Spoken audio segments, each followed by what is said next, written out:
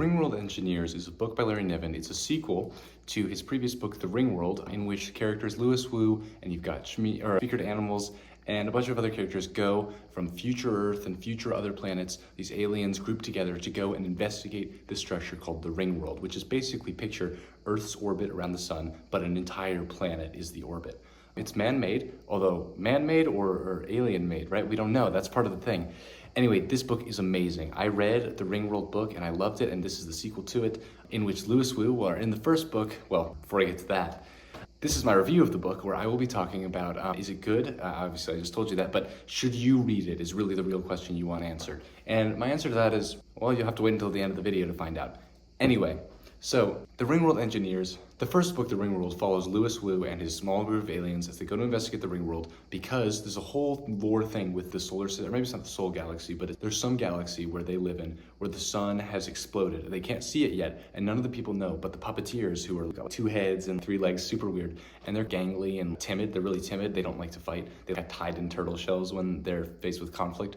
Anyway, they figured out the sun has exploded, so they're trying to escape, and they think that the Ringworld, they're trying to investigate, I think because they think it'll be a suitable habitat. Anyway, there's a whole lot of stuff in the book, a whole lot of lore. If you're big on world building, that is an amazing book. I highly recommend it. Now, this book, The Ringworld Engineers, is when Louis Wu and their whole team go back to the Ringworld. Well, not the whole team. Go back to the Ringworld 20 years later. So the characters are way different, even though it's the same people. For example, Louis Wu, who's really charismatic in the first book, is now struggling with drug addiction. So that's, I don't know, it's kind of random, but it's really interesting. And the way it's done, I think, is really good. Because it's like he wants to quit, but he can't. I really think it's good. And I'm shaking the book right here from under the table that I'm sitting at, because I am currently in France, as you would know if you were subscribed to me and reading my community posts. Anyway, or watching my previous videos, which you totally should if you haven't. But wait till the end of the video for an update on that. Back to this book. Basic plot of this book is they go back 20 years later. Several of the characters are the same, some of them are different, and they go because the Ringworld they have discovered possibly has some technology that could help them with creating infinite fuel, and also is possibly about to crash into the sun. I'm not sure what set it off its course, but that's part of why they're there, to investigate, to find the thing before, to find the transmutation device for the infinite fuel before the Ringworld collapses forever. Except they get there, and Louis Wu wants to save the Ringworld. So that's the basic plot, is that they're trying to figure out how to save the Ringworld. Meanwhile, the puppeteer doesn't want to do that at all, and then the other guy is running all over the place. What are they called? He's a Xenti, it's like a giant ferocious cat creature. It's random, but it's cool. This book is really more about the world building than the first book. The first book has great world building, but it's more focused on the plot, which is amazing. Great twist at the end, highly recommend it. But this book is even better. If you are a fan of sci-fi, or if you've just read the first book and liked it, you should read this one 100%. I think it's better. In terms of the world building, which is the part that I'm really more interested in, because when you read a book like this, that's what you're going for. The world building in this is insane. Larry Niven goes back into the history of the Ringworld and talks more about who would have built it, because that's what Louis Wu is doing. He's trying to figure out who would have built it, where would they have, what are they called, control centers, so that we can fix it. And the whole time he's going around, he's trying to help these people. He's playing God, basically. He's trying to help all these different races of man, and that's another really cool thing that Larry Niven does in this book, is he discusses alternate evolutions of humans. So you've got these amphibious humans and these giant vegetarian humans and these soot creature, creepy, crawly human things. It's super interesting. Another thing about the setting that's really cool is if you're into the whole highly developed society, floating building sci-fi that has collapsed and reverted to a medieval style, it's really cool. There's a character who shows up in the first book called Seeker, and he's basically like a Dark Souls, let me solo her type, that's Elden Ring, but let me solo her type guy, shirtless knight with a giant sword, but his giant sword is made out of sci-fi technology. It's really cool. Anyway, lots of great character work in this. There's some things that tie in from the first book that are really awesome, especially if you've read the first book. You're like, whoa, what happened? This is a total level up of some of these characters.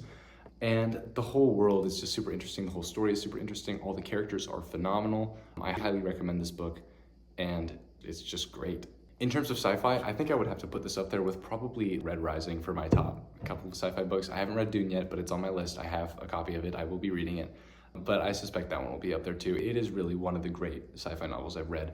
I would have previously said that The Ringworld was one of the great sci-fi novels I've read, but I actually think that this is better, and having put more thought into it, I think that The Ringworld is an A-tier sci-fi. It's not S-tier sci-fi. This is S-tier sci-fi.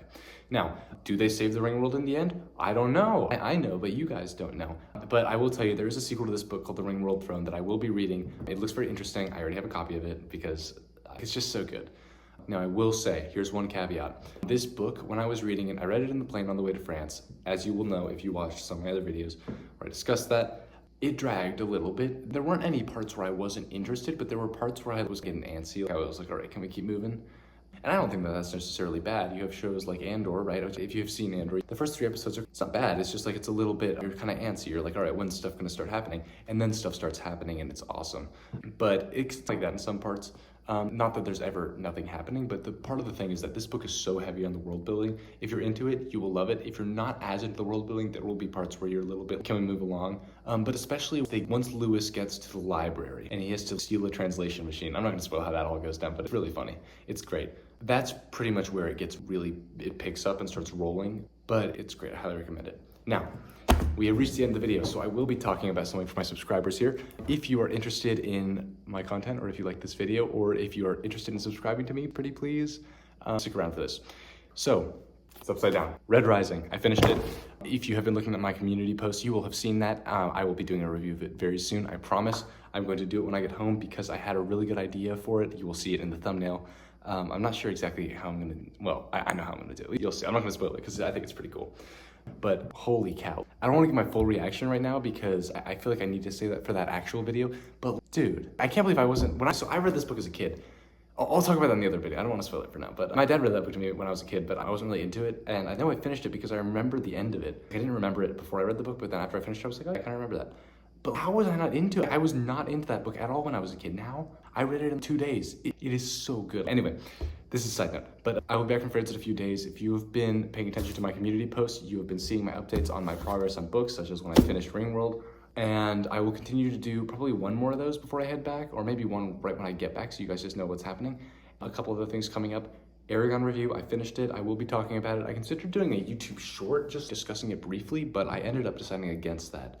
So Aragon and Red Rising reviews. I'm partway through Mistborn right now, so that'll be coming up soon. Anyway, and so I think about all to update you guys on right now. We'll be back soon. This is the first chance I've had to really record. Because part of the thing is I'm traveling with my family, and so they're all over the place. And we stayed in a really small apartment, and then there was, I haven't been alone. This is the first time I've been alone since I went on the trip. Anyway, but so those are some updates for you guys. I hope that you enjoy them. I hope that you were excited for my Red Rising review, because I can tell you, I'm going to read that entire series in a week. So expect some reviews coming up for that. And I think that's about it. So thank you guys so much for watching this video. Again, I will see you in the next one.